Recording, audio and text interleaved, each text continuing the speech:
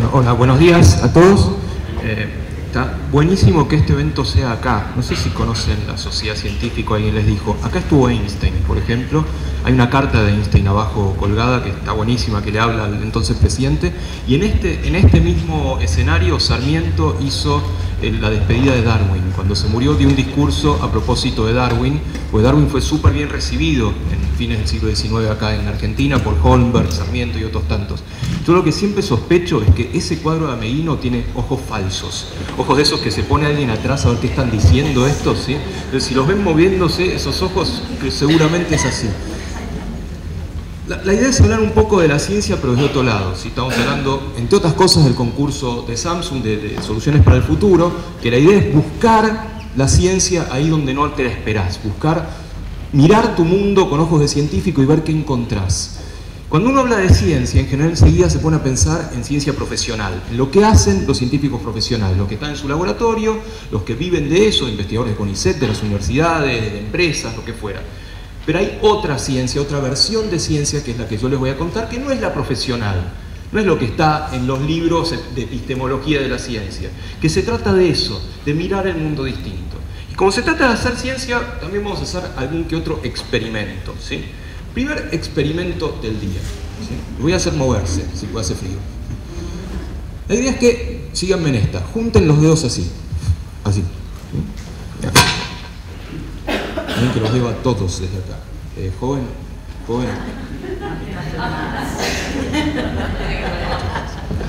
Y ahora, levanten, no sé, arreglate. Levanten los dedos índices, así. Y mírense la punta del dedo índice. No me miran a mí, miren la punta del dedo índice. Ustedes no se dieron cuenta, mientras estaban tomando el café, yo pedí que les pusieran un imán en la punta del índice a cada uno. Les pido que miren la punta del índice, y es tan poderoso ese imán que las puntas del dedo se van a empezar a acercar. Se van a empezar a acercar, y no van a poder parar. ¡Chan! ¡Qué loco!, ¿no? Si no funciona, pues lo voy a jugar, lo voy a tener los dedos duros. Pues siempre funciona, ¿sí? Muy extraño esto, ¿sí? Porque yo estoy acá parado y les digo, miren los dedos, y los dedos se van a acercar, y los dedos se acercan. Y eso también es ciencia. Cuando pasa un fenómeno extraño que te cuesta mucho explicar, tenés que buscarle una explicación científica, una explicación metodológica de hacer otro tipo de experimentos, hacer controles, etc. Porque ese es uno de los motivos de hacer ciencia, entender el mundo que te rodea. Y dentro del mundo que te rodea hay un objeto particular interesante de entender que tiene que ver con eso. ¡Charán! Y eso entra para el parcial. Eso, como todos ustedes saben, por supuesto, es lo que estaba escrito en el oráculo de Delfos, es conócete a ti mismo. Y la ciencia se trata de eso. ¿Y por qué se trata de eso? Porque no nos gusta nada desconocer. Posiblemente nosotros evolucionamos como bichos muy temerosos. Bichos que le tienen miedo a lo desconocido, se angustian frente a lo desconocido. ¿Y qué inventan para dominar lo desconocido? La ciencia.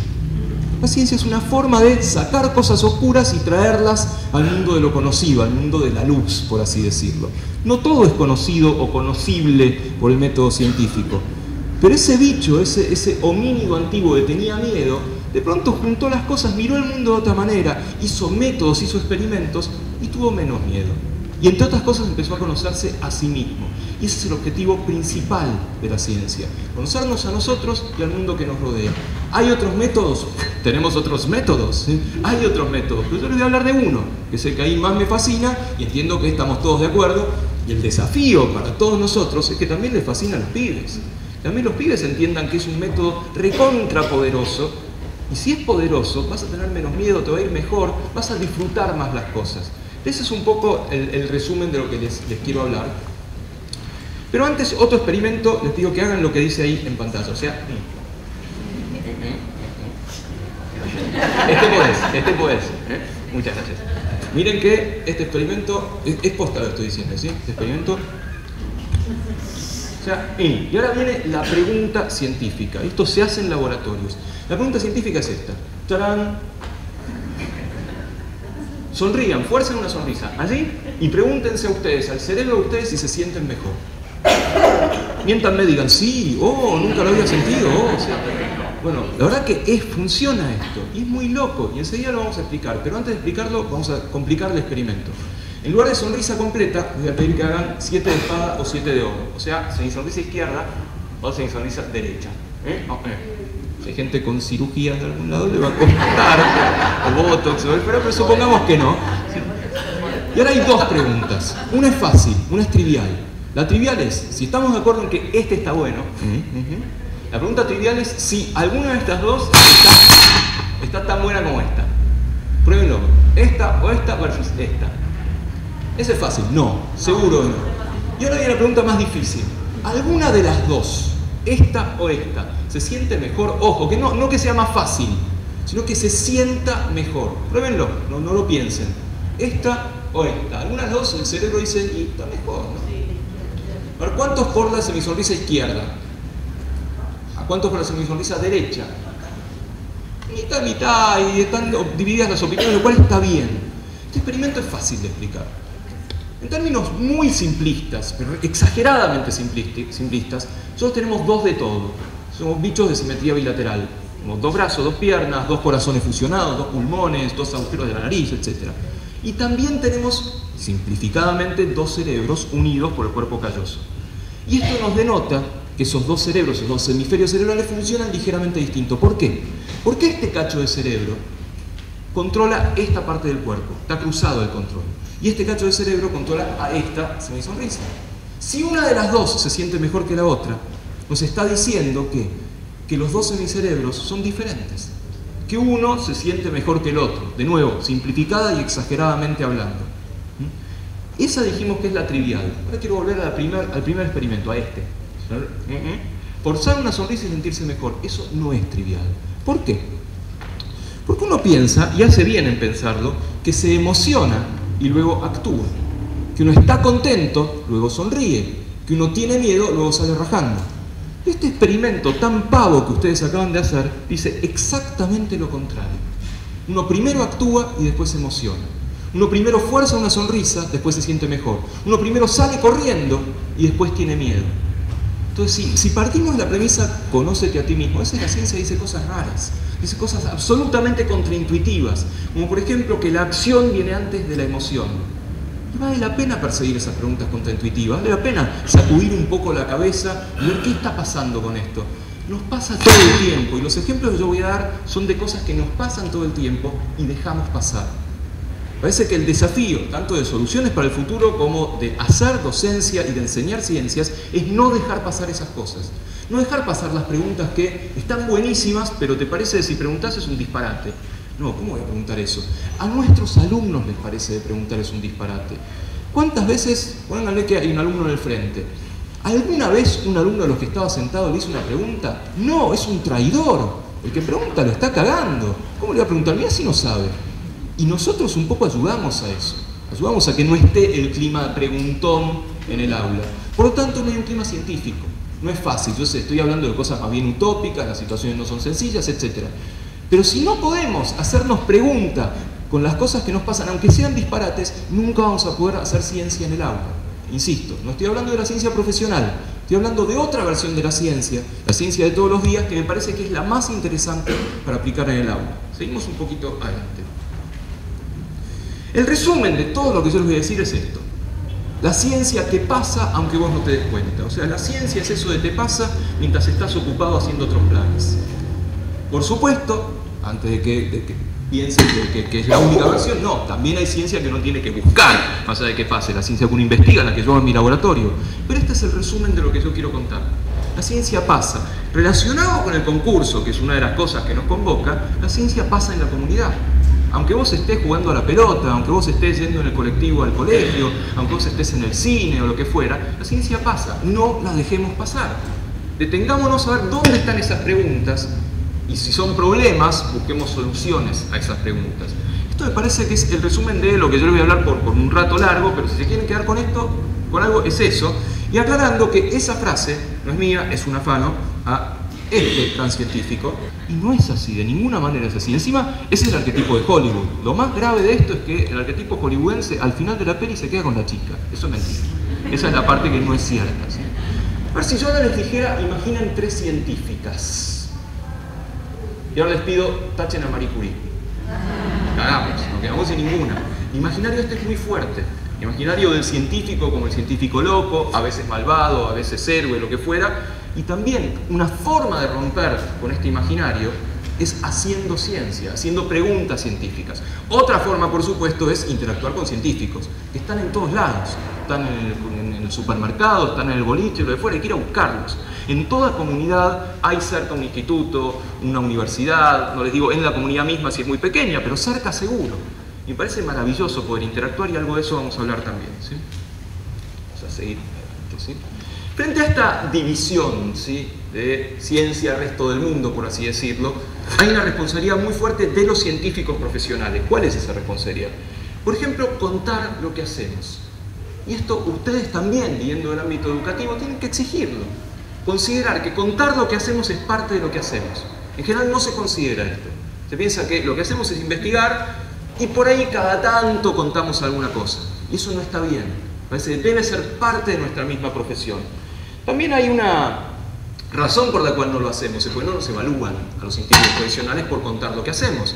Está cambiando eso. En nuestras instituciones hay un movimiento para que también podamos contar en nuestros informes anuales o bienales. Bueno, además de esto, estuve en un par de ciclos de charlas, fui a la escuela, escribí un libro, lo que fuera. Hasta ahora eso no era posible. También es cierto que hay una gran división, la eterna lucha entre el bien y el mal, o sea, entre la ciencia y el periodismo, ¿sí?, donde se imaginarán cuál es el bien y el mal. ¿Y por qué es esto? Hay mucho refunfuño entre ambos grupos. Para los científicos, los periodistas son aquellos especializados en tergiversar lo que uno dice, y para los periodistas, los científicos son aquellos especializados en tirar ladrillos, no palabras. Y en el medio nada. Eso está cambiando mucho. Ahora tenemos periodistas científicos profesionales, por ejemplo, ¿sí?, tipos que se han formado en esto y se han formado muy bien. También tenemos científicos más jóvenes que están dispuestos a transitar ese camino intermedio. Y también tenemos un público que quiere saber de qué se trata. Y eso es nuevo.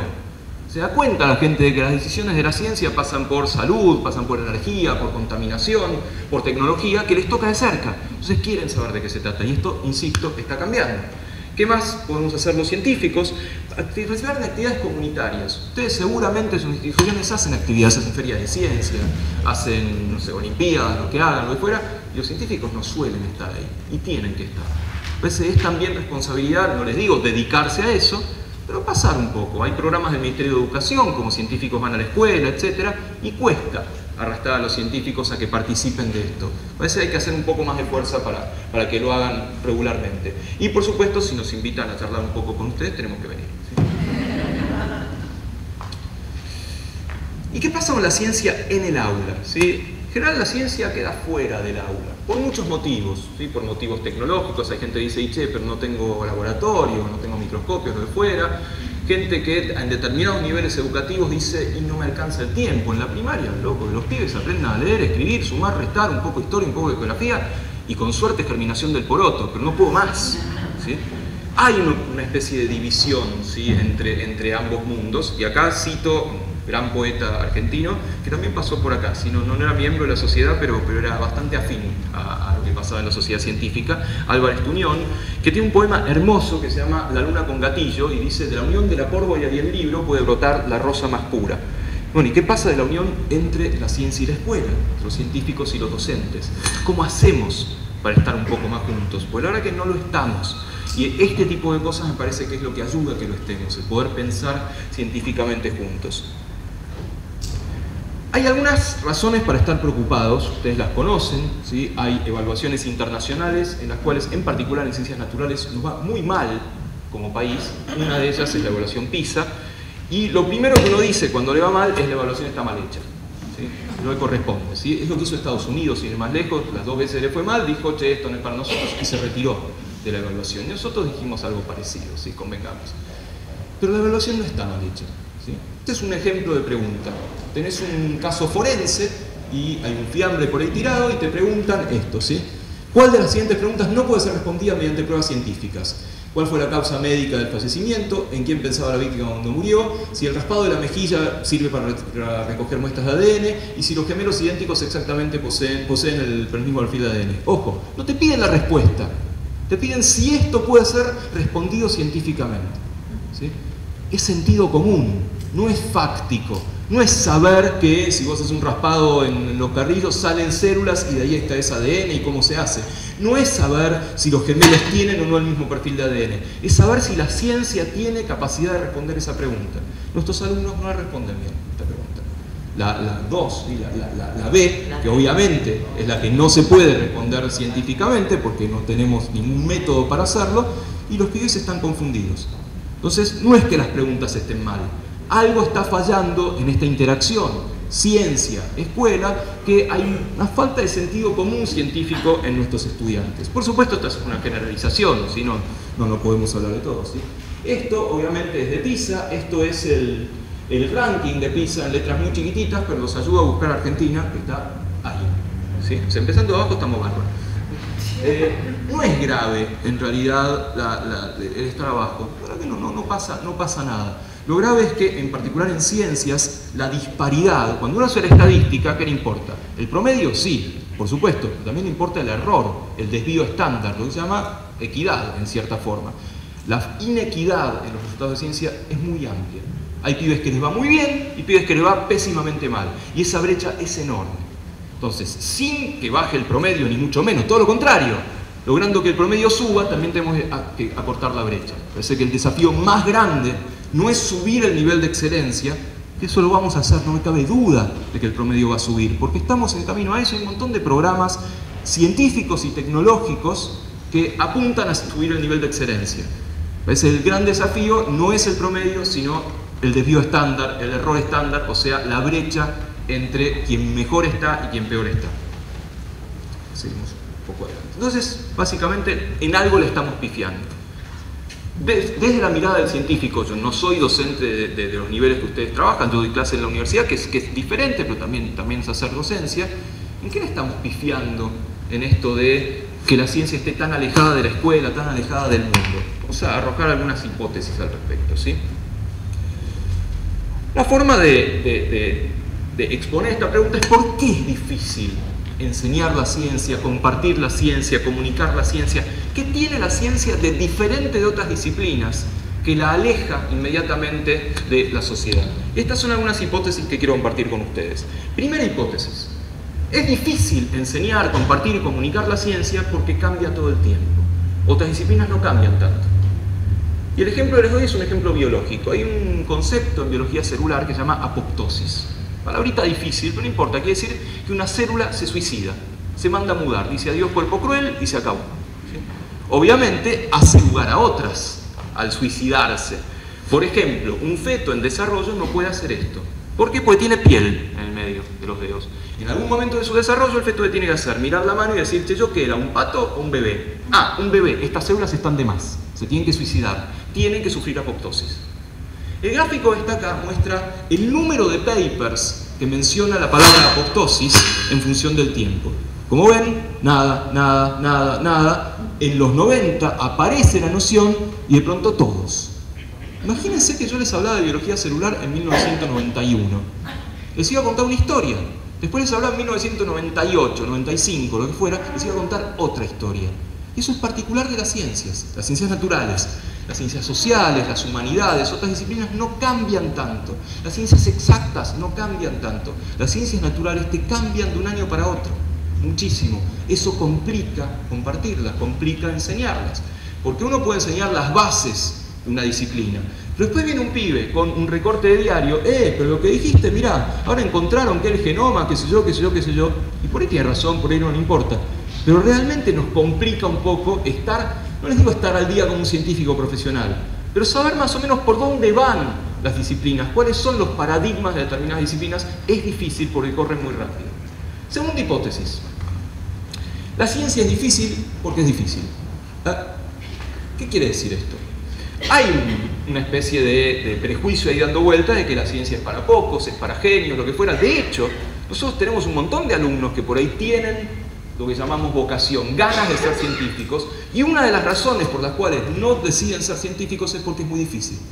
Que cada genio, que yo no me va a dar, lo que fuera, etc. No es muy difícil, al menos no es más difícil que cualquier otra cosa que uno se dedique. Obviamente hay disciplinas que uno tiene que quemarse la cabeza para entender las preguntas, no le digo ni las respuestas.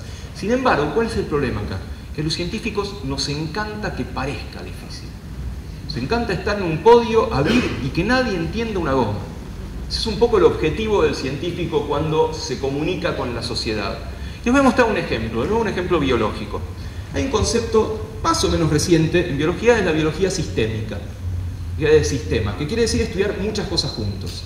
Yo no estudio 10 neuronas, estudio millones de neuronas juntas. Uno no estudia 2, 3 genes, estudia 20.000 genes o 30.000 genes. Eso es la biología de sistemas. Fíjense una definición de la biología de sistemas. Está en inglés, así que la traducimos. La biología de sistemas es un nuevo campo de la biología que apunta a desarrollar una comprensión a nivel de sistemas de los sistemas biológicos. De nuevo, la biología de sistemas es un nuevo campo de la biología que apunta a desarrollar una comprensión a nivel de los sistemas biológicos. Claramente esa definición lo haber dicho ese señor. No, sin embargo, esa es la definición del MIT, del Instituto Tecnológico de Massachusetts. Eso no es una definición, es una porquería. Circular, no dice nada, pero nos encanta, parece difícil. Así que yo ya está, cumplí mi cometido. Eso está mal, muy mal. Una cosa, no les digo que hay que hablar en fácil, pero no hay que complicar porque sí las cosas. Y a la ciencia le gusta a veces complicar las cosas. A la mala ciencia les diría. Y nos gusta hablar en difícil, nos gusta mucho más mostrar en difícil. Los íconos científicos, las figuras, etc. Cuanto más difícil sea, mejor. Último ejemplo biológico por ahora. Ustedes conocen el proyecto Genoma Humano, ¿sí? Todos los genes de una célula. Bueno, los genes son medio pagos, simplemente instrucciones para hacer algo. Entonces, ¿qué hicieron los científicos? Dijeron, bueno, paro con los genes, ahora quiero ver qué es lo que hacen. Las herramientas que fabrican los genes son las proteínas. Entonces, después del proyecto Genoma vino el proyecto Proteoma Humano, todas las proteínas de una célula. No contentos con esto, quisieron ver, pará, si yo las estudio aisladamente, no me sirve. Vamos a ver cómo interactúan, cómo charlan entre sí esas proteínas. Y ahí vino el proyecto Conectoma o Interactoma Humano, que es algo que está ahora en vigencia, ¿sí? Hay algo que le encanta a los científicos de tener un saber que les es propio y de nadie más. Y hay que romper con esto.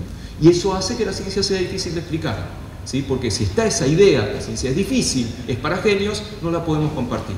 Seguimos con las hipótesis. A veces la ciencia va en contra de cómo funciona nuestro cerebro.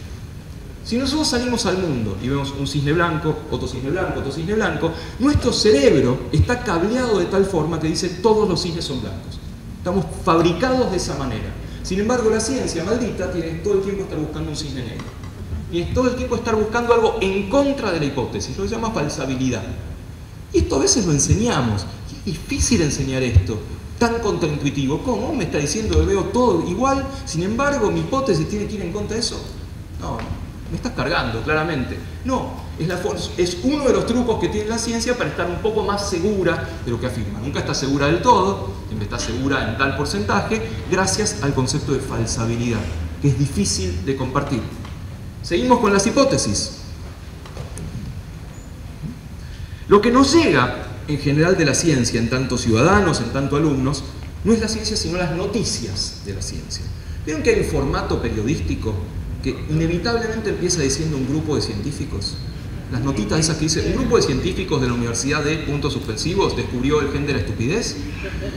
Bueno, eso es una noticia, pero la ciencia no tiene noticias, no tiene descubrimientos, tiene historias. Historias que a veces son muy largas, a veces duran generaciones esas historias. Cada tanto aparece un cachito, está bueno contar, está bueno publicar, etc.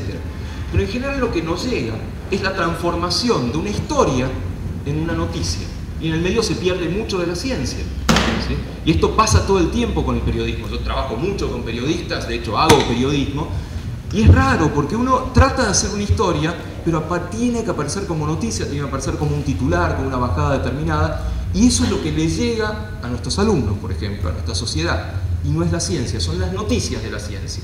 El ejemplo que pongo acá, muy rápidamente, es una película absolutamente maravillosa, y esto es una prueba de edad, porque la solían pasar en sábados de superacción.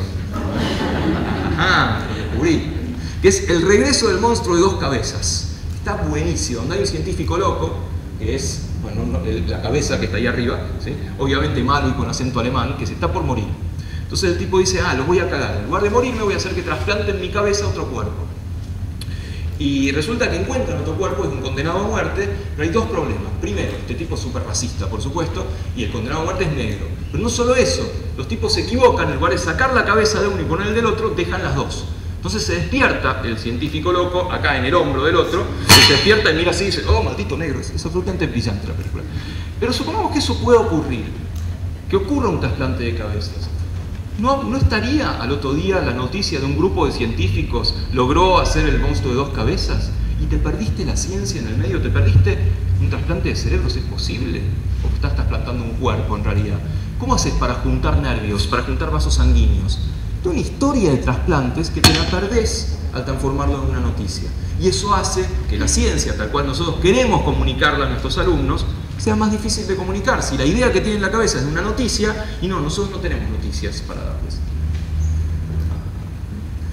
Segundo, anteúltimo punto en realidad de estas hipótesis. La ciencia es difícil de comunicar, porque en general la comunicamos desde hoy, desde ahora, desde este momento, en lugar de poder hacer lo que se llama en psicología teoría de la mente, que es meternos en la cabeza de los tipos que hicieron cierto descubrimiento. ¿Sí? Cuando enseñamos a Lamarck, por ejemplo, si acá hay gente que enseña biología, los pibes se cagan de risa. Obviamente, porque le enseñamos a Lamarck como un chiflado que decía una jirafita, venía una jirafita por ahí, por el bosque, y tenía que comer algo muy alto y le creció el cuello. Entonces a los sigilios de esa jirafita también les creció el cuello. Los pibes se cagan de risa. Pues no lo estamos contando bien, lo estamos contando desde hoy. No desde la época de Lamarck, que fue el primer niato que habló de evolución. Hay que meterse en la cabeza de los descubrimientos científicos y en la historia. Hay que meterse en la cabeza de Newton, hay que meterse en la cabeza de Lavoisier. Lavoisier mejor no. ¿Profesores de química? ¿Lavoisier mejor no? ¿Pero qué pasó en la cabeza de Lavoisier, profesora? Quedó en la guillotina. Chiste de químicos, sí, básicamente.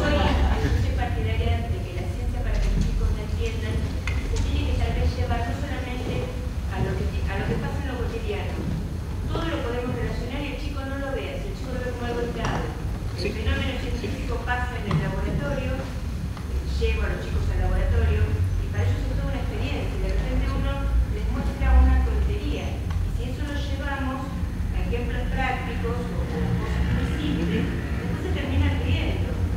Yo, por ejemplo, para explicar configuración electrónica y por qué comparte un orbital y por qué primero se ocupa en un orbital, les pongo un ejemplo que como no me entendían, digo, bueno, si yo soy un colectivo, ¿qué elijo? ¿Sentarme solo o sentarme acompañado? Y me siento solo. Bueno, los electrones piensan igual. Entonces ya ahí más o menos, mal que mal, se va entendiendo. Entonces nosotros yo creo que estamos fallando en no llevar las cosas a un nivel simple. Estoy totalmente de acuerdo. Estoy totalmente de acuerdo, siempre y cuando después viene lo que hacen ustedes. Yo no enseño en ese nivel, que después hablar de electrones. O sea, vos los enganchás por el colectivo, después tenés que volver a los electrones. Yo estoy exagerando la parte del colectivo, que es lo que me gusta machacar, porque es lo que a mí más me gusta cuando doy charlas o cuando doy clase. Por supuesto, la tarea del docente después es volver a los orbitales y lo que fuera, pero ya los tenés enganchados, o al menos comprendieron por dónde va la pregunta que vos querés hacer. Entonces, decía esto de la perspectiva histórica, acá me ayuda mucho siempre mi amigo Asterix, ¿sí? Que nuestros alumnos son tan nabos que no lo conocen. Si no les gusta hablar mal de los alumnos, acá podemos, ¿sí? Nadie nos escucha, él no va a grabar esto, ¿sí? No conocen a Asterix, ¿se dan cuenta de lo que se están perdiendo? En cada capítulo de Asterix hay un montón de historia de la ciencia, pero por todos lados está la historia de la ciencia. Y es fascinante poder tener una perspectiva histórica para poder contar la ciencia, pero como eso es demasiado largo no me voy a detener mucho, ¿sí? Pero sin embargo, todas estas cosas hacen que haya dos bandos, que haya dos culturas. En el concepto que inventó este señor, Snow, un físico devenido un escritor de ciencia ficción, que dijo que había una cultura científica y una cultura humanística, y en el medio, nada. Fue muy fuerte, fue una conferencia que dio hace un poquito más de 50 años, el tipo, y quedó mucho esto de las dos culturas. Básicamente, él hablaba de dos bandos, ¿sí? Dos bandos que no se mezclaban, los dos bandos serían ciencia y resto del mundo. Y hay un poco de eso, ¿sí? Tanto para los científicos como para el resto del mundo está esta idea de los dos bandos, y tan es así que esto se permea a otras actividades, al arte, a la literatura, donde está presente esa división, y vamos a ver un par de ejemplos. Uno de los ejemplos tiene que ver con ese señor, que es mi borracho favorito, que es Edgar Allan Poe, por supuesto. Poe odiaba la ciencia, de joven la detestaba. Entre otras cosas, el único libro de Poe que se vendió cuando él estaba vivo fue un libro de ciencia, que tuvo que ser a pedido, un libro sobre caracoles. Sus poemas y sus cuentos no se vendían nada. Entonces de joven escribió este soneto a la ciencia, que es una cantidad de cosas tremendas, y dice: devoras el corazón del poeta, no puedes juzgarte sabio aquel a quien no dejas buscar un tesoro en los cielos, etcétera, etcétera. Y eso, dicho poéticamente, es lo que todo el mundo piensa. Uno quiere acostarse en el pasto a mirar las estrellas y viene el plomo de un astrónomo a contarte sobre las novas y las elipses y lo que fuera. Y esto, en términos mucho más resumidos, está no el anteúltimo, el antepenúltimo disco de Fito Páez, bastante choto, se llama Confiá, pero hay una frase que es exactamente eso, que dice: pareces una flaca de exactas, explicando lo que no hay que explicar. Traducción: pareces un estudiante de ciencias que viene a romper las bolas, que viene a explicar científicamente el amor, que viene a contar un poco de qué se trata, y todos pensamos un poquito eso. Imagínense que están en un casamiento, y hay un montón de mesas y no conocen a nadie. Y los mandan a la mesa 15. Y van, se sientan y la gente se empieza a presentar. Yo hago esto, yo hago esto otro, yo hago esto otro, yo soy científico. Nos cagó la noche. Se va a poner a hablar de los taninos del vino, del ritual de la danza. Como que hay un poco de esta cosa de dos mundos, que la ciencia viene a arruinarte la fiesta.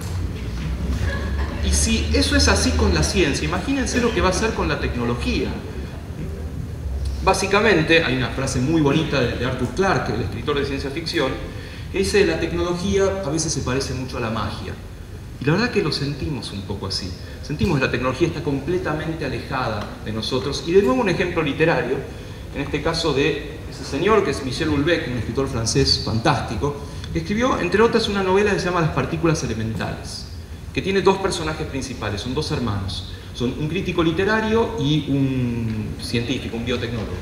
Y acá habla el humanista, el crítico literario, y dice: no sirvo para nada, no tengo idea de cómo se hacen los tenedores o los teléfonos portátiles, soy incapaz de producir los objetos que me rodean, si la industria se bloqueara sería incapaz de volver a poner en marcha una sola rueda, mis competencias técnicas son inferiores a las del hombre de Neandertal, la mayor parte de la gente que me rodea está en el mismo caso. ¡Chan! Todos pensamos eso. Todos pensamos esto de ser usuarios de la tecnología. ¿Por qué yo estoy hablando acá y sale fuerte por los parlantes? Que hay un montón de japoneses que dicen: más fuerte, más fuerte, más fuerte. Hasta que sale fuerte, no lo sabemos. Hay una división enorme entre tecnología y resto del mundo. Por supuesto, igual que con la ciencia, a los detalles no vamos a llegar porque hay que ser un experto. Pero tener alguna idea de cómo funcionan las cosas que usamos en la vida cotidiana, seguro nos va a ayudar. Y me parece que eso también es un rol de la escuela y en general de los científicos para contarlo. Entonces este es el cisma que hay, y el último punto del cisma es que la ciencia es tan difícil de contar y de comunicar porque no tiene nada que ver con nuestra vida cotidiana, que es lo que hablábamos acá con la profesora. En general te cuentan cosas que no son preguntas que vos te haces, y menos que se hacen los chicos. Pero confiesen, ¿cuántos de ustedes no pudieron dormir hasta que no se descubrió el bosón de Higgs? No da insomnio, ¿verdad? Y una vez que se descubrió no salieron a emborracharse. Es decir, que la mayoría de las preguntas que nos llegan de la ciencia no nos tocan tan de cerca, porque están muy alejadas, son muy abstractas, son muy tecnológicas o lo que fuera. El punto principal que yo les quiero contar es que podemos encontrar excusas de la vida cotidiana para encontrar la ciencia ahí metida. Y esto, sin duda, nos engancha a nosotros como personas, como docentes, y sin duda también a los alumnos. Porque van a darse cuenta de que los disparates que ellos se preguntan, que todos nos preguntamos permanentemente, también pueden ser disparates científicos, también pueden tener un método, pueden tener un experimento, pueden tener algún tipo de respuesta. Y vamos a ver algunos de estos ejemplos. Primer ejemplo, ese señor. ¿Qué está haciendo ese señor? Bostezando, sí. Y si yo acá me parara e hiciera... ¿qué empezarían a hacer ustedes? No me ofendería. Sería bostezar. Epa. Y segundo, porque es contagioso. Hipótesis, ¿qué es el bostezo? ¿Por qué bosteza la gente? ¿Qué les parece? Si fuera falta de oxígeno, podríamos hacer un maravilloso experimento acá, que ya lo tengo preparado, que es cerrar todo, bajamos el nivel de oxígeno y la gente se podría bostezar. Es una hipótesis y un experimento. Se hizo ese experimento, no funcionó. Con menos oxígeno la gente no bostezó significativamente más que con mucho oxígeno. ¿Otra hipótesis? Fatiga, sueño, ¿qué más? Relajación, podría ser, algo más. Aburrimiento, ¿cómo? Cambio de postura sería más el movimiento, puede ser. De hecho, son hipótesis muy válidas. aparentemente no son tan ciertas, o al menos no son únicas, porque la gente no bosteza solamente cuando está cansada, aburrida, se quiere relajar o quiere cambiar la postura. Bosteza todo el tiempo. A veces son bostezos enormes, ¿sí? Como muchas veces son micro bostezos. Por ejemplo, ahora que ustedes van a tener ganas de bostezar, pueden hacer un experimento más. En lugar de hacer hagan esto. O sea, no abran la boca grande ni se desperecen. Eso no es un bostezo, es una porquería, ¿sí? Quiere decir que parte del bostezo es cambiar la postura, que es lo que decías vos. Eso ayuda a que la sangre fluya por las carótidas hacia el cerebro, ¿sí? el moverse de determinada manera. Si yo escribía la palabra bostezo ahí, si traía un perro a bostezar, también se iban a contagiar. Y esa es la segunda pregunta, ¿sí? ¿Por qué es contagioso? ¿Hipótesis? ¿Qué les parece? Hay preguntas que la ciencia no puede ver.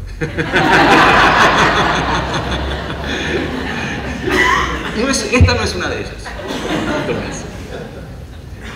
De casualidad, Minera me lo mostró en un documental la otra vez. ¿Y qué te mostró? Para que el resto se contagie y todos se duerman juntos. O todos se despierten juntos. Depende de cuál sea la función del bostezo. Si la función es darte sueño, es que se duerman. Si la función es mantener el alerta, es que se despierten, ¿sí?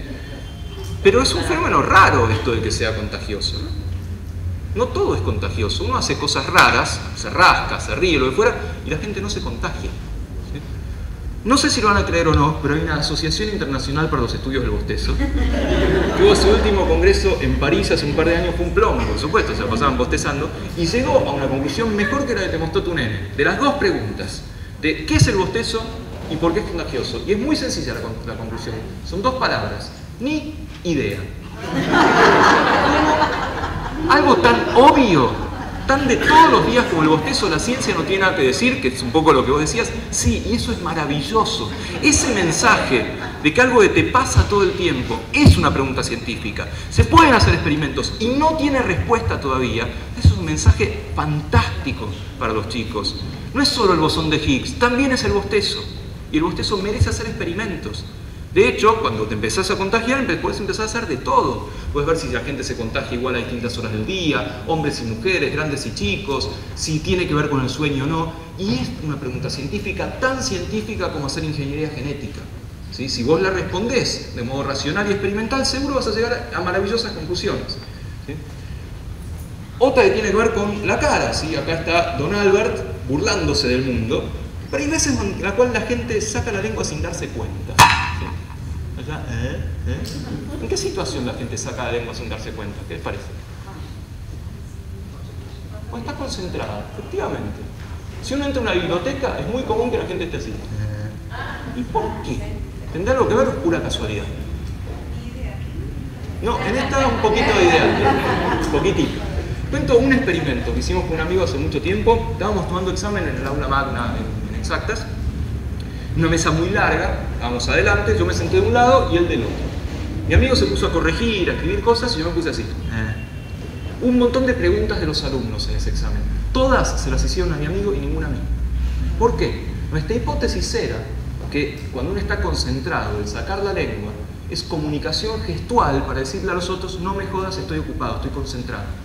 Por supuesto, este experimento no dice demasiado, pero hay otros experimentos que apuntan en la misma situación. Que el sacar la lengua es una comunicación, ¿no? Es como hablar, pero solamente con gestos. De nuevo, es algo que te pasa todo el tiempo. ¿Y eso no es ciencia? Claro que es ciencia. Y hay gente que lo estudia profesionalmente, hay psicólogos que lo estudian profesionalmente. En el aula lo podemos estudiar de otras maneras, de otro tipo de experimentos. Y seguimos adelante, ahora podríamos hasta recorrer la casa, ¿sí? Por ejemplo, buscar si hay ciencia escondida en el baño. Hay un montón de ciencia escondida en el baño. Y pregunta para ustedes: ¿cuántos de ustedes cantan cuando se bañan? Ajá. A ver, reformulo la pregunta: ¿cuántos de ustedes se bañan? Ajá. ¿Saben los alumnos de estas costumbres? Bueno, si se bañaran, actividad muy recomendable por la ciencia, estoy seguro de que les gustaría cantar. A todo el mundo le gusta cantar en la ducha, no siempre, a veces más bajito, a veces cuando son más chicos. ¿Por qué? Porque se escucha mejor, efectivamente. Uno se escucha a sí mismo mejor.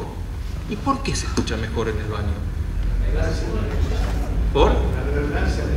Reverberancia es cierto, el baño es una cámara de reverberancia. ¿Qué quiere decir eso? Que hay ciertas frecuencias que suenan más altas que otras, en particular las frecuencias graves. Y uno la pifia menos cuando canta grave, cuando canta agudo. Por tanto, que sea una cámara de reverberancia ayuda. Hay otras cámaras de reverberancia en la casa, pero el baño tiene algo más, además de ser una cámara de reverberancia. ¿Qué más tiene? Bueno, eso es una hipótesis, si es el agua. Si la hipótesis es esa, el experimento es cantar en el baño sin el agua prendida, y se escucha bien. Por lo tanto, está muy bien la resolución metodológica, pero no parece ser el agua. ¿Qué es? Un momento de diferenciación. ¿Cómo? Intimidad, mira, primero intimidad. Eso es lo que ustedes creen, que nadie los escucha. Sí. Mostrarse uno hacia el otro, porque está en la mano está bien. Mostrarse. Pero ¿por qué en el baño? No está mal la explicación. Perfecto. Pero entonces mi pregunta es más específica. ¿Por qué en el baño?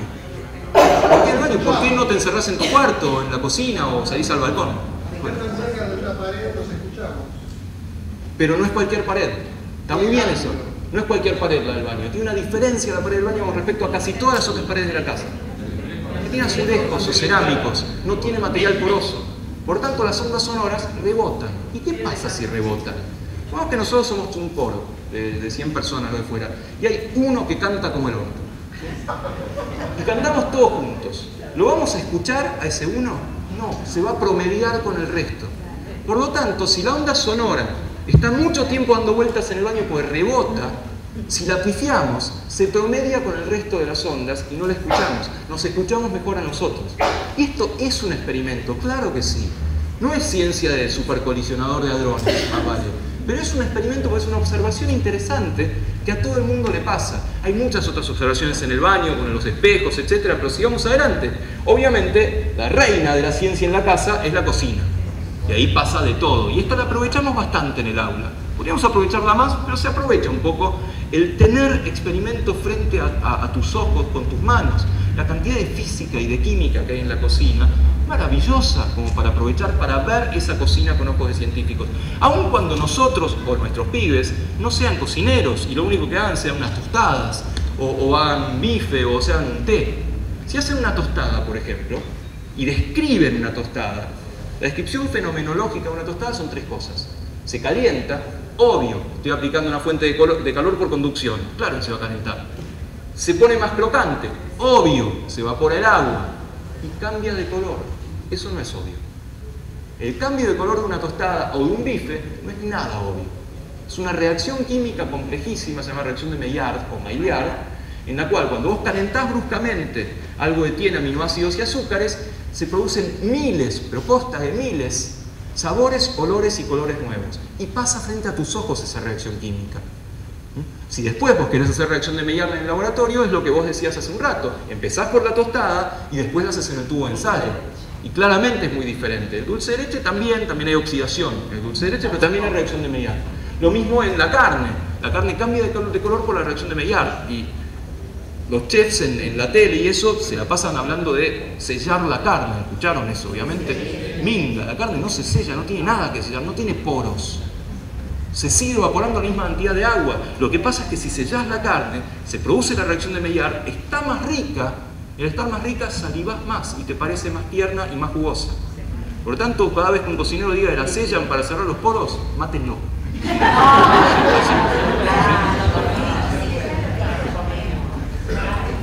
También podemos recorrer la casa y ver si hay ciencia en el dormitorio. Hay un montón de ciencia en el dormitorio. De hecho, hay algo que ocurre todas las noches científicamente en el dormitorio. Y dije todas las noches. Así que no les creo. Pero hay algo que sí ocurre todas las noches. ¿Qué es? Que dormimos. Y eso es el mayor misterio de la neurociencia. Uno de los dos posiblemente, la conciencia y el sueño. Maravilloso. Para ahorrarnos un montón de palabrerío, sabemos por qué dormimos. Y es lo mismo que sabemos por qué bostezamos. No sabemos por qué dormimos, no sabemos qué es el sueño. Uno primero va a decir, dormís porque tenés sueño. Sí, pero entonces, ¿por qué cuando haces mucha actividad física dormís lo mismo, estás mucho más cansado, dormís lo mismo que otro día y no has hecho tanto? O profesiones que normalmente son mucho más duras en cuanto a la actividad física, no duermen mucho más o no necesitan mucho más sueño que un trabajo más intelectual o un trabajo más liviano. No lo sabemos, sí sabemos que el sueño es vital. Si uno te priva de sueño a un animal de laboratorio, estos son experimentos viejos, ya no se hacen más por cuestiones éticas, pero si cada vez que se dormía una rata en el laboratorio la sopapeabas para despertarla, se moría más o menos al mismo tiempo que si dejaba de comer. Quiere decir que el sueño es tan vital como comer. Y de hecho, pasa algo más durante el sueño, y también pasa todas las noches. Si uno ve a alguien durmiendo al lado, cada tanto va a ver que con los ojos cerrados, porque está durmiendo, va a empezar a mover los ojos, tiqui, tiqui, tiqui, muy rápido. Se llama movimientos oculares rápidos, o en inglés, Rapid Eye Movements, REM. Si uno despierta a esa persona que está moviendo los ojos muy rápido, van a pasar dos cosas. Primero, los va a putear, corresponde. Segundo, muy posiblemente le va a contar que estaba soñando. Si uno lo despierta cuando no está moviendo los ojos, solamente lo va a putear, no va a contar que estaba soñando. Quiere decir que hay algo con ese movimiento que se correlaciona con el sueño, o al menos con el recuerdo del sueño. Y mucho más que eso no sabemos sobre los sueños. Hay un montón de experimentos nuevos, hay unos japoneses que están haciendo unas cosas increíbles tratando de decodificar los sueños a partir de las imágenes cerebrales y el electroencefalograma. Da un poco de vértigo, pero van ahí, yo creo que en 10 años más o menos se va a poder tener una idea de con qué está soñando la gente. Por ahora no. ¿Y por qué sueña con eso? Menos todavía. ¿Sí? Estoy hablando de ciencia y no de otras cosas, por supuesto. ¿Sí?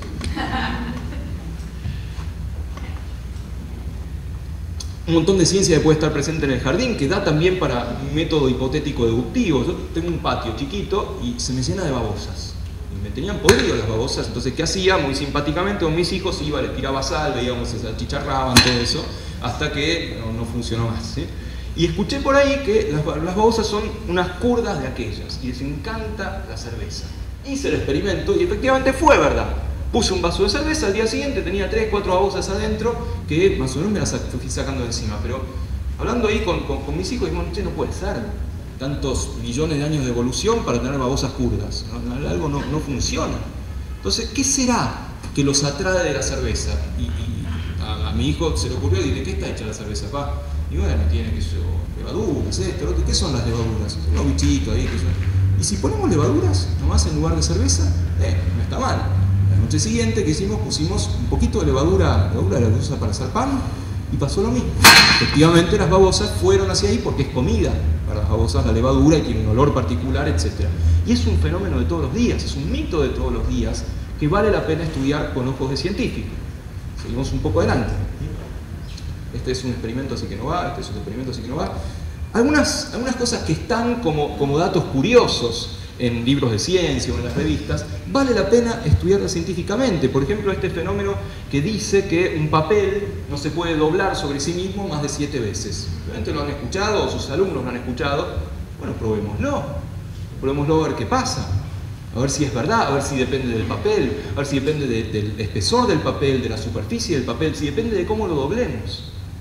Hay un récord de esto, y el récord hizo una alumna en realidad en Estados Unidos, una alumna de secundaria, llegó a doblar un papel 12 veces, pero con unas condiciones muy particulares, era papel súper fino y una tira muy larga, como si fuera una tira de papel higiénico, y en lugar de hacer lo que nosotros haríamos, que es doblar en un sentido y después en otro, ella hipotetizó por una fórmula que hizo que había que doblarlo siempre en el mismo sentido. Primero así, después otra vez así, otra vez así. Con eso, y una tira de muchísimos metros, se va a doblar 12 veces. Fascinante como proyecto eso, y no necesita nada. Necesita un rollo de papel higiénico, no necesita una ultracentrífuga o un microscopio electrónico.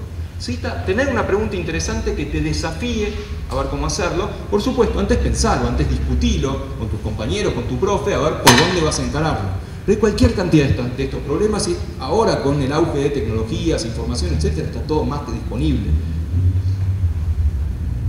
También podemos ir un poco más hacia nuestro cuerpo y ver cosas fascinantes en el cuerpo. Este es un paper publicado hace tiempo que se llama El crecimiento de las uñas, 35 años de observación. ¿Se imaginan lo que hizo el señor el doctor Bean, ¿sí? Que se llama así?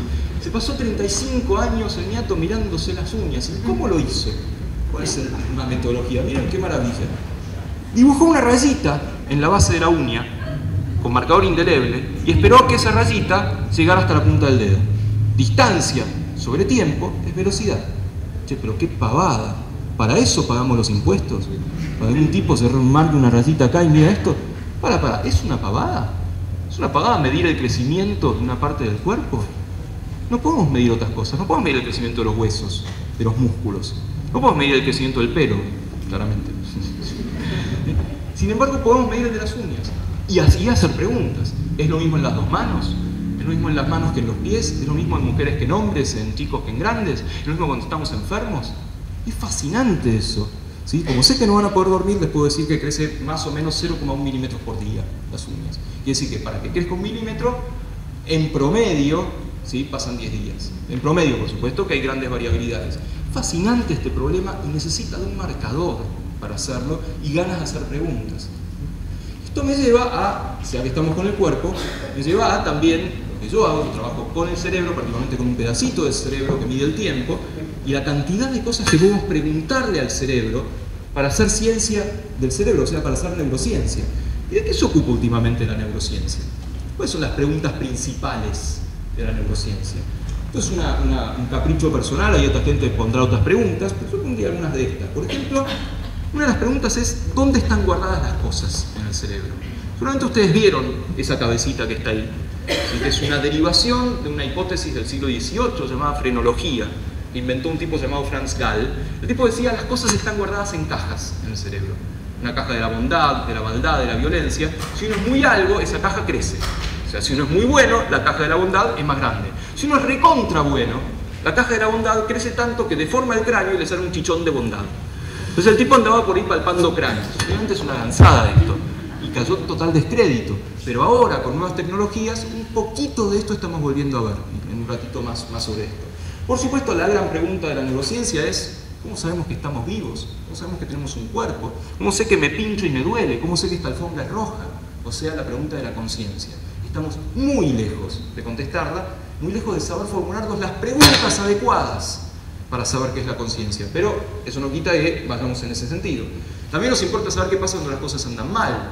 Cuando un nervio se muere, por ejemplo, deja de darle de comer a los músculos y los músculos también se mueren. Lo que le pasa a Stephen Hawking, ¿sí?, famoso por haber estado no una, no dos, sino 3 veces en Los Simpson, y la tercera vez Homero lo recibe diciendo oh no, ese maldito lisiado otra vez. Parece brillante, ¿no?, como recibimiento.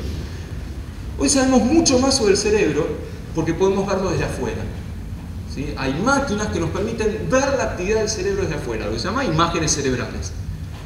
Esto es muy común en las noticias que hablábamos hace un rato de un grupo de científicos. Descubrió que la causa de la moral está en tal lugar del cerebro y hay que tener cuidado con eso. Tener cuidado porque estos estudios no son causales. Que uno encuentre que cuando ve a su mamá se le prende un pedacito de cerebro, no quiere decir que ese pedacito de cerebro es el causante del amor maternal, ni mucho menos. Es una correlación. Sin embargo, son muy poderosos estos estudios y vale la pena entenderlos para saber qué está pasando en la neurociencia hoy en día. ¿Qué otra pregunta?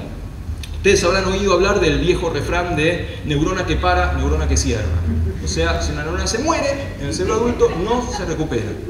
Nunca. Hoy sabemos que no es así. Sabemos que aún en el cerebro adulto hay neurogénesis, hay aparición de nuevas neuronas. No lo controlamos todavía. ¿Se imaginan lo revolucionario que es esto? Hay enfermedades que son lo contrario, son neurodegenerativas. Se mueren neuronas. Cuando sepamos cómo hacer para que nazcan neuronas, eso va a ser la cura de las enfermedades neurodegenerativas. Estamos lejos, pero ese es el camino. Más allá de lo que se está haciendo ahora, que es más paliativo. Tratar de que las pocas neuronas que quedan estén bien, etcétera, etcétera. Si logramos hacer neurogénesis, bienvenido sea. Y la otra gran pregunta que también da para muchísima investigación en el aula, no solo en el laboratorio, tiene que ver con la percepción, ¿sí? Sí. La percepción para la cual yo puse a ese señor como ejemplo. ¿Y quién es ese señor? Tim Morrison, sí, no es Calamaro, ¿sí? No es la Mona Jiménez, ¿sí?, como dicen algunos de nuestros alumnos. ¿Y por qué lo pongo a Morrison ahí? Morrison tenía una banda muy famosa en California llamada The Doors, Las Puertas. Pero así como Morrison tenía esa banda, el título de Doors vino de un libro de Aldous Huxley, el de Un Mundo Feliz, escritor tan famoso. Ese libro se llamaba Las Puertas de la Percepción.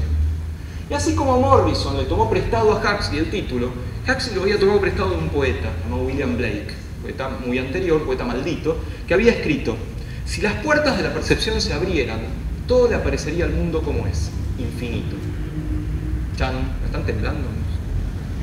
Tremendo eso. Lo que está diciendo es, y esto es lo que da pie para experimentos, no sabemos cómo es el mundo. Sabemos lo que los sentidos nos dicen sobre el mundo. Y los sentidos son truchos. Los sentidos inventan cosas, roban parte del mundo, y esas son las únicas herramientas que tenemos. Y eso da para hacer experimentos toda una vida, tratar de entender cómo los sentidos fabrican eso que llamamos mundo. Y solamente, creo que puse algunos ejemplos, ¿sí? Básicamente, ese señor que se parece a mi suegro, pero no es Galileo.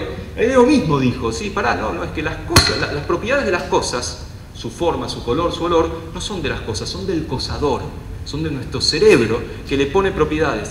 De nuevo, vuelvo a mi idea general, esto pasa todo el tiempo y lo dejamos pasar. Busquemos situaciones en el aula para no dejarlo pasar, para ponerlo de manifiesto y hacer preguntas sobre esos fenómenos. ¿Sí? Una serie de ejemplos. ¿Sí? ¿Alguien ve algo ahí y no digan qué? ¿Alguien ve alguna forma o solamente ven manchas? No digan qué. No digan qué, dice un perro. Alumnos. Bueno, de a poco algunos van a empezar a ver una forma de un dálmata que mira hacia adelante. Si los dejo un rato, todos lo van a ver. Pero eso son manchas. El cerebro fabrica ese perro. ¿Sí? Lo mismo que esto que es tan famoso, ¿sí? Que es la imagen biestable que uno ve, o la copa o los dos rostros, porque el cerebro no puede decidirse entre ambos. Como disparan neuronas para encontrar una o encontrar la otra. O bien este fenómeno tan famoso, creo que hay uno más lindo, que se llama el triángulo de Necker. Ese triángulo no existe, nuestro cerebro lo inventa. O bien algunos trucos para jugar con el cerebro. Esto se llama el efecto Stroop, seguro lo conocen, ¿sí? Pero una cosa es conocerlo y jugar porque está en internet y lo que fuera, otra cosa es tratar de entenderlo. El experimento es muy sencillo, tienen que mirar la palabra y decir el color. Y muy rápido, además, lo tienen que hacer. Es difícil, ¿verdad? El asunto es por qué es difícil y qué podemos hacer en el aula, qué podemos hacer en el laboratorio con esto. Esto tiene que ver con lo que decíamos hace un rato de los dos cerebros. Básicamente, la lectura, ¿sí? El lenguaje hablado suele estar en el hemisferio dominante, que suele ser el hemisferio izquierdo. Mientras que la percepción del color es más globalizada y tiene más que ver con el hemisferio derecho. Entonces se están poniendo a competir ambos hemisferios acá. Y en general gana el hemisferio dominante, gana la palabra y no el color. ¿Sí? Entonces, una cosa es hacer el juego en internet y pasar de largo. Otra cosa es detenerte y ver por qué está pasando. Ver si lo podés controlar, si podés hacer variaciones, si para todo el mundo es lo mismo, si entrenándote y haciéndolo muchas veces te empieza a ir mejor, etc. Eso es hacer ciencia. No es simplemente ver un juego en internet. Y esto tiene mucho que ver con... No, con eso no está. Con esto, ¿sí? Este es mi hijo hace unos años y no escuché que dijeran ¡ah! No, de nuevo. Este es mi hijo hace unos años. ¿Cómo así? ¿Se acuerdan del experimento de la sonrisa? No puede sacarle una foto a alguien sonriendo y después cortarla al medio de esa foto. La pueden cortar con una tijera o con cualquier programa de computación, con Photoshop, con Paint, con lo que quieran. A partir de cada mitad, de esta mitad, pueden hacer la imagen especular y van a tener una cara formada por dos semicaras derechas. Y si la hacen a partir de esta, van a tener una cara formada por dos semicaras izquierdas. ¿Sí? Y el resultado es este. ¡Tadán! Son dos tipos diferentes, claramente. El de abajo está chocho, ¿sí? Sonrisa de oreja a oreja, el de arriba está, no me use para los experimentos, está muy lindo, pero no está bueno. Eso es visualizar con una foto, con una computadora, visualizar una función cerebral que no es fácil de visualizar. Y lo puedes hacer con nada. Puedes hacer con una compu, con un escáner o con una fotocopiadora. Y es hacer ciencia, y es hacerte preguntas sobre la ciencia. Y también hacerte preguntas sobre cómo funciona el cerebro y si todos nuestros cerebros funcionan iguales. Y al respecto, un pequeñísimo experimento que es de los últimos que vamos a ver, que es este. Todos muchachos, amigos, uno se llama Kiki y el otro se llama Buba. Y la pregunta para ustedes es, ¿cuál es Kiki? Sin pensar demasiado, ¿cuál les parece? Todo el mundo, y esto es universal, va a pensar que aquel es Kiki y este es Buba. Porque nuestros cerebros funcionan de esa manera. De alguna manera, esto se llama sinestesia, así que confundir sentidos por alguna manera. Identificamos con algo con puntas, algo más agudo. Además de que es un juego, y esto también está en internet, por supuesto, si uno se queda con el juego, ahora no sirve para nada. Si uno ahora empieza a pensar, ¿por qué? ¿Por qué para todo el mundo es lo mismo? ¿Hay otros procesos universales? ¿Hay otros procesos que son más individuales y varían mucho de cerebro en cerebro? Y eso es hacer ciencia. No en un laboratorio, sino en el aula, o en tu casa, o con tus amigos.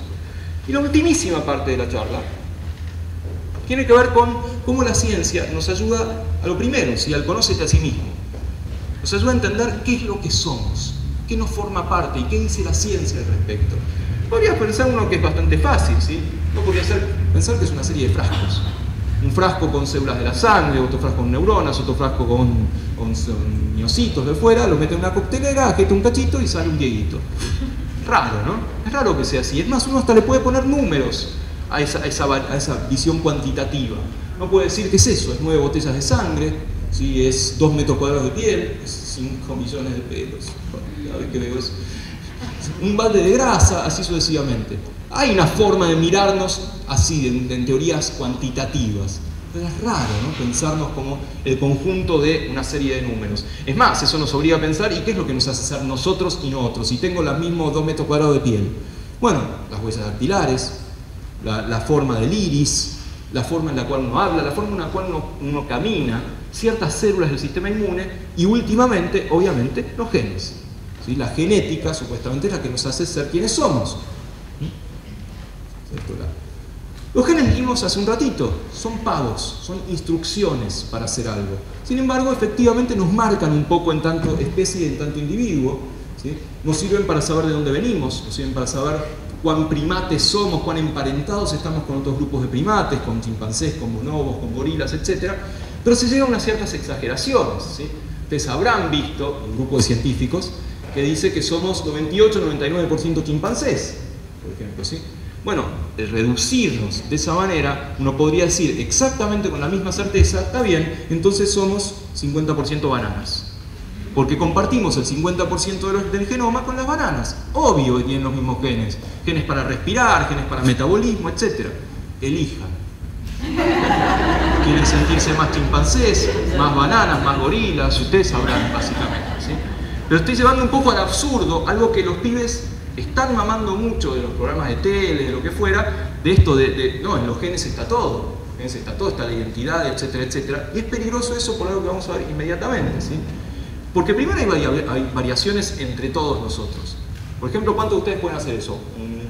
Doblar la lengua. Algunos sí, otros no. ¿Cuántos de ustedes pueden hacer esto, separarte a 2 dedos? La mayoría va a poder, a algunos le puede costar un cachito más. ¿Sí? ¿Cuántos de ustedes tienen nariz más recta o más curva? ¿Cuántos tienen hoyuelo? ¿Cuántos de ustedes el pelo les crece como una rayita? ¿Sí? ¿O les crece más plano? ¿Cuántos tienen pecas? Este me sale bárbaro. ¿Cuántos pueden doblar el pulgar casi 90 grados? ¿Cuántos tienen hoyuelos cuando sonríen? ¿Cuántos, si se tocan el oído del lado de adentro, van a ver que hay un triangulito? Algunos tienen el triangulito un poco más marcado que otros, ¿sí? Se llama tubérculo de Darwin, ese triangulito. Y sigo metiendo, si por ejemplo ahora les pidiera que entrelacen los dedos, ¿sí? Así. Algunos de ustedes van a haber puesto espontáneamente el pulgar izquierdo arriba y otros van a haber puesto el pulgar derecho arriba. Es una característica individual. Me puedo meter con intimidades también y ver cuántos de ustedes tienen pelos en los dedos de los pies, no quiero saber, básicamente. O si seguimos con las orejas, algunos tienen el pabellón auditivo más pegado a la cabeza que otros. ¿Vieron que hay gente cuando camina aplaude? Bueno, esto, que cada uno de ustedes se va a ver representado en alguno que en otro, es muy sencillo, porque son una manga de mutantes. Quiere decir que todos somos mutantes, todos tenemos variaciones genéticas. Quiere decir que no podemos decir que los genes son lo que nos califica porque somos la especie que tiene tales genes. No, hay algo más, hay variaciones, hay sabores, polimorfismos de esos genes. Pero lo más importante de esto es que somos 2 cosas. Somos lo que traemos de fábrica, los genes, lo que heredamos, lo que ligamos de papá y mamá, y con eso no hay con qué darle.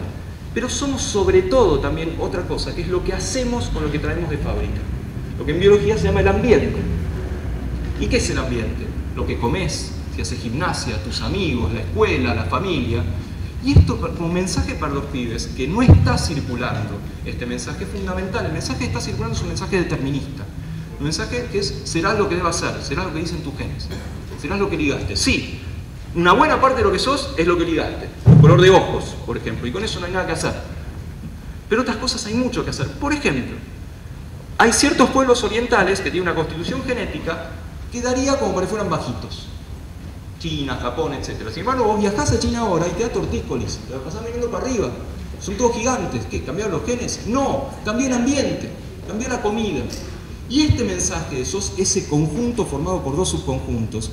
Lo que traes de fábrica y lo que haces con lo que traes de fábrica es fundamental, porque con lo que haces, con lo que traes de fábrica no hay límite. Puedes hacer cualquier cosa, incluso ser científico. ¿sí? Que por ahí para los pibes eso está en los genes. No soy genio, no puedo ser científico, no puedo hacer experimentos. Claro que podés. Te podemos ayudar un poco, podemos guiarlo un poco, pero por supuesto que podés, porque eso es ambiente, no es genética. Y finalmente, última reflexión literaria, que otro de mis escritores favoritos, que es Franz Kafka, un tipo que inventaba cosas increíbles, ¿sí? Un tipo que se despertaba de esta cucaracha, un castillo no podía hacer. Y en un reportaje le preguntaron a Kafka, ¿cómo es eso, Franz, que vos metés lo maravilloso, lo increíble, lo fantástico en cosas de la vida cotidiana, en alguien que se despierta? La respuesta de Kafka es increíble, dice, ustedes sostienen eso, ustedes sostienen que yo introduje lo fantástico en la vida cotidiana, y no tienen razón, es mentira. Lo que ocurre es que la vida cotidiana ya de por sí es maravillosa, de por sí es fantástica. Lo único que yo hago es escribirla, y la ciencia lo único que hace es tratar de entenderla. Ayudémonos todos y ayudemos a los alumnos a encontrar lo fantástico que hay en la vida cotidiana cuando la mirás con ojos de científico.